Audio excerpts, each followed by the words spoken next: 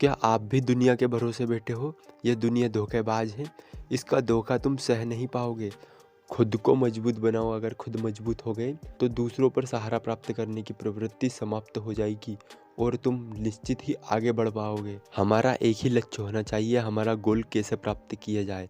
अगर हमारा गोल हमारे पास होगा तो हम निश्चित ही उसे प्राप्त करने के लिए मेहनत करेंगे।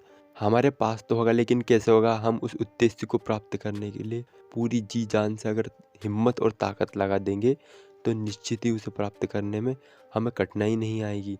लेकिन क्या कठिनाई हर व्यक्ति के पास आती है? दूसरी बात हमारे ऊपर लागू होती है। क्या हम हमारे धोखे से बच पा रहे हैं? जब हम हमारे धोखे से आगे बढ़कर लगातार सीखते हुए पार पाकर कुछ नया कर पाएंगे। जब हम कुछ करने के लिए अपनी एकाग्रता के प्रति अग्रसर होते हैं तो हम चारों ओर देखते हैं, लेकिन हमें चारों ओर देखने के बजाय अपने भीतर अपने मन को टटोलना चाहिए। क्या हमारे अंदर द्वेष तो नहीं है? अगर द्वेष होगा तो हमें निश्चित ही कठिनाई का सामना करना पड़ेगा। कठिनाई अगर दूर करनी है तो हमारे अंदर के उस द्वेष को समाप्त करें जो हमारे लिए बहुत ही कठिनाई उत्पन्न करता है। हाँ, हमें सावधानी का विशेष ध्यान रखना होगा।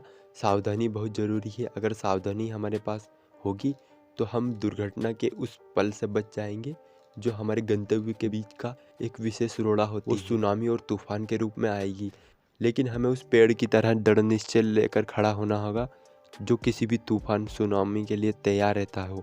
क्या आप भी तैयार हो? हमारे अंदर की तैयारी लगभग पूर्ण होनी चाहिए, क्योंकि हमारा मन मजबूत है तो हम भी मजबूत होंगे।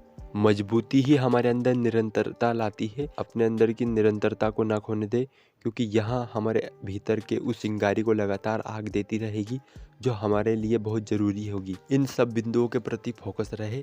अगर हमने इन बिंदुओं को अपना लिया है तो हमारा लक्ष्य कहीं दूर नहीं होगा, हमारे पास ही होगा। इसी तैयारी की आवश्यकता हर व्यक्ति को है। यह तैयारी को कभी खोने ना दे। अगर यह तैयारी खो दी तो आप अपने लक्ष्य से भटक जाएंगे, अपने सपनों से भटक जाएंगे। सपनों को पूरा करना है। सपनों को अगर केंद्र में रखा है तो निश्चित ही तुम सफलता पाओगे।